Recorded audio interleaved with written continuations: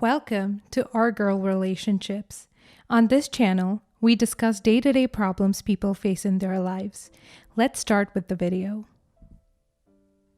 On a very random Tuesday morning, I had just been done putting a breakfast together for my 6-year-old son and 4-year-old daughter when my phone rang announcing a conversation that was about to derail the events that took place in my life throughout the following few months. My medically advised health insurance company, which my husband, children, and I are signed to, at the recommendation of our family doctor, called me to confirm that the multiple, consistent, and deliberate TRMs and increases that were being applied to my health insurance were of my direct request or subject to my consent, and also to get the confirmation that it was indeed my husband who was going to amp up my health insurance and not someone trying to fraud the company and then fake death and cash in on the big bucks or something of that sort. I was very confused and I told them that I'm not really aware of what they're talking about and that they should look into it more and get back to me with their findings, and I would be talking to my husband and asking him if he was responsible for this. My husband had been staying the past few nights at my in-laws' house because my mother-in-law's health is declining rapidly because of her entangled medical conditions. And he's being a good son that is fully present for her during her times of hardship and what could very well be her last days on earth. For clarification, my mother-in-law is one of the most loving people I've ever met, and I've been mothered by her from the moment I walked into her house. The only reason I wasn't able to go with my husband and stay at the hospital is because my kids have school and I have to tend to them. We visit everyone at the hospital every evening, but I'm mostly responsible for staying with them and away from my mother-in-law. I tried calling him on his phone multiple times and to no avail. I realized that he was probably unable to pick up because of bad service or because he was occupied with his mom. I thought to myself that it could probably wait till the evening before I was suddenly struck by the strangeness of what was going on. I can't believe I was about to let something so serious slide like it's an average conversation. Nevertheless, I needed to confirm whether this was of his doing or not. I also have to get back to the company with their answer. So if there was anyone trying to fraud my husband and I's identity or something was wrong with the system or worst case scenario, my husband was actually trying to amp up my health insurance without informing me or even discussing it with me. I opened his computer and dug into his emails and scrolled to the past few days' draft and sent emails, and quickly realized that there were a lot of emails going back and forth between my husband and our family doctor. Now, what was suspicious about the emails wasn't the fact that they were sent or received or anything. I wouldn't have checked them had they not been deleted from the inbox, but marked as family info, therefore only being present in the marked files. I found that extremely strange and I couldn't help my curiosity, which led me to open them up and check their contents. I then noticed that my RAN name up and down like most of the conversations that took place revolved around it, or rather the person it belongs to. What I realized then altered the course of many things. The emails insinuated that my husband had taken my children's DNA, as well as mine and his, and had them genetically tested by our family doctor, who ended up concluding that I was genetically receptive to plenty of predispositions to lethal and disability-causing diseases. And that was possibly the reasoning as to why there's a lot of family members from my side that have passed away at very young ages in unexplainable ways. I cannot describe to you the feeling of betrayal and disappointment I felt when I realized the gravity of what was happening. To an extent, my husband had amped up my health insurance upon the realization that I was genetically apt to diseases that would take my life sooner than normal and had relied on my early death to subside his financial greed. I don't know what to make of the emails that I was reading, and I immediately called my mother to have an external confirmation that I wasn't just being overly paranoid.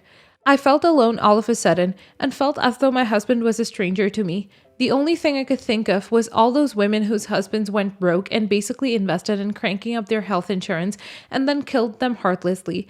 The ones I hear about from crime shows and even true crime. One more thing that I failed to mention was that I have type 2 bipolar disorder, which leads me to become very paranoid and extreme in the actions that I take when I'm undergoing emotional stress. And one might say that at that point, I was going through the epitome of emotional stress. I didn't find it within me to call him again or try to ask for an explanation because everything was laid out in front of me. I can't tell if it was going to rely purely on my predisposition to die early or if he would one day take matters into his own hands to get the money he put in out of my health insurance or not. I wasn't planning to stick around until I found out, so I packed some clothes for myself and my kids and booked plane tickets to go to my mother's home abroad. Now, thinking back at it, it was extremely impulsive, but I can't describe to you the sheer panic my body went into when pieces started clicking and things he was saying that were previously normal started taking a dark shade of murder. My kids' school called me and I informed them that there was an emergency that made us fly out of the country. One more thing that I couldn't shake off my mind was my mother-in-law who could possibly die while I'm far away, and I'd end up being consumed by guilt and melancholy whenever I remember her, regardless of how this ends. I called my lawyer asking him to create the divorce files on my behalf. I can't really tell where I want to go with this, or if I'm even exaggerating. Whatever it is, one thing's for sure. My husband has been amping up my health insurance for a good few months after actively seeking out how prone I was to unexpected early death. Never not one mentioning things that put me on guard, all while talking back and forth with our family doctor that was essentially confirming to him that he'll benefit handsomely should I die with my health insurance well fed. Not only will this be something I can never forget, but this is surely to traumatize my kids and me even more than I already was. Not the a-hole. What a story. Yo, I don't think you're overreacting or anything. It's always best to be cautious than to be regretful. I'm sure people who've been through situations like this and they ended up going horribly didn't suspect the harm to come from their spouses, but we can't blindfold ourselves and pretend like we don't live in a world where things like this take extremely grotesque and disgusting endings. I'm really happy that the company you were assigned to have notifications and reminders, or else things could have gone completely under their radar and you would have only been able to find out when it was too late. That's exactly what I was thinking. The fact that she thinks she's overthinking is just because she's considering her reaction to be a symptom of her bipolar disorder, hence why she mentioned it. But in a situation like this, you need to be extreme in your reaction because this is an extreme action in and of itself. Not the a-hole. Stay away from your husband for as long as you can, until you get a rational explanation as to why he was doing that. And though I can sense that there's literally no other explanation other than him finding out to what extent he can benefit from your death, although increasing the health insurance does cost money, which I'm assuming he wouldn't do unless he had another plan to make sure it comes back to him. Anyways, stay with your mom and notify authorities and minimize contact with him. Not the a-hole. I can really sense that you're a good-hearted woman who's been through far too worse things than what you deserve. The fact that you found out your husband was plotting something sinister and let it slip off your mind easily to not disturb him when he's with his sick mother speaks levels. Not only that, but also that you were thinking of her on the plane and letting sadness rule over you because of the thought that she might die without you getting to say goodbye. You're not exaggerating anything, and you're right to seek your safety and distance from your husband when he just did something that proves he's not worth trusting or believing. Keep your kids away from him too, because he doesn't even hesitate to use them as further fuel for his plan to fetch your DNA or whatever. I wish you all the safety and good in the world. Take care of yourself because we need people like you in the world. Next story. I'm male 32, I'm the sole income earner in our household, and my wife is a stay-at-home mom. She had a job but could no longer keep it due to health problems. We have a year-old daughter at home as well. Ever since I started working from home, my wife started treating me as if I was available to do whatever she needed me to do, like fix the faucet or deal with the leaking roof. But I work long hours from home and I need to be committed and professional, otherwise I'd risk losing my position. She interrupted my work several times already. I had a conversation with her about it and asked that she stop asking me to do things until I'm done working, and she said okay. But it happened again days ago when she barged into my office with our daughter all of a sudden, telling me to keep an eye on her while she visited the clinic. I paused my work session because I was caught off guard. She didn't tell me beforehand. She said that she suddenly started feeling pain in her belly and needed to see the doctor ASAP. I explained that I had important work and could not stay with our daughter or keep her in the office while working. She said she won't be long, but I urged her to call her sister and let her come stay with our daughter. In my opinion, this seemed to be the one reasonable solution for both of us, but she lashed out at me, saying no because this was an emergency while my work could wait. She said she had no time to wait till her sister came over, but I said I'd call her myself and tell her to come over. I even suggested I pay her, and all my wife had to do was wait a few minutes till her sister arrived. She stormed out of the office with our daughter after calling me a selfish jerk, with no empathy to keep her waiting longer before visiting the doctor. My sister-in-law came some 20 minutes later and my wife left then.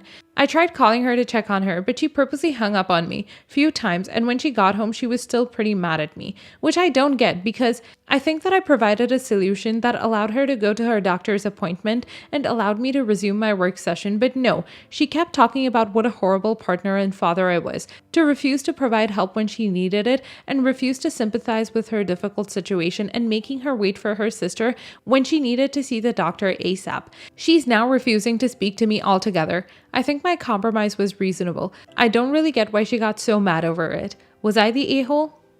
Good thing her abdominal pain wasn't an aortic aneurysm. Imagine the inconvenience of pausing work long enough to deal with a coroner removing her dead body, and geez, funeral planning, and just everything would really cut into your big provider important time. You're the a-hole. Everyone sucks here. I get that some people get confused with work from home and how the lines blur when you actually need solid hours of uninterrupted work. Your wife is failing to recognize the difference and failing to take your job seriously. However, in this specific situation, you were definitely in the wrong. She was in pain. She needed to go to the doctor. What you do is take the kid. You don't decide to stand your ground when your wife is in pain and needing to make it to a doctor's appointment. If this appointment was pre-planned, then I'd call you not the a-hole, but sometimes you just snatch an appointment and have to make it. I get your frustration with her not respecting your work time, but you picked the wrong time to make a statement here. Next story. Over Black Friday, I bought 2 games, Mario Kart 8 and FF7 Remake, but due to an Amazon mix-up, it was mistakenly sent to my ex's. A few days ago, she let me know a package for me arrived. I apologized for the mix-up and asked her to forward it to me when she gets the chance. She was a-okay about it and promised to send it by the end of the week. I got the package, but one of the games was missing. Hey, I didn't see FF7 here. Is that coming separately? Nope, you get to buy that over. Haha, okay, but really, is it in a separate package? Nope, it's my tax money for helping you. Okay, all jokes aside, you're sending it, right? Utter silence. Hello, you are sending it, right? I get a phone call and she asks if I'm mad. I said I will be if she's serious. She gets defensive and sleazy about trying to keep the game. I'm trying my hardest to reason with a 30-year-old woman about what stealing is, and I reach my limit. Her father is a great man and still keeps a good relationship with me, and he unfortunately needs to act as her moral compass sometimes. So I say, do I really need to get your father involved for you to do the right thing? Like I'm dealing with a 14-year-old? You wouldn't dare get my father involved in this. I hung up within a second and called her father. Poor guy was pleasant as a peach, happy to hear from me, asking how the winter is treating us in Pennsylvania. And I had to cut through pleasantries to let him know that his daughter just committed a federal crime, opened up mail addressed to me, and stole part of its contents. The man is a former cop. His tone grows low and defeated, and he tells me he'll talk to her. I apologize for dragging him into this and promised to catch up later. While waiting for her to call me back, I filled out the police report but didn't submit it. She calls and, in typical fashion, starts playing the victim. God, if you're going to make such a big deal over your stupid, precious effing video game, I guess I'll send it to you. Nuh-uh, you're not gonna make me the bad guy for being upset over you opening my mail and stealing from me. Not happening. Fine, I'll send it to you, only if you apologize for inconveniencing me. I go full my father mode and yelled, "Get effed! You either send it to me or I press send on this police report." She panicked and relented. So, was dragging her father in and going nuclear the wrong thing? Could I have handled this better? I'm sure, though I'm holding back a lot of emotions here. Did I get threatening too quick?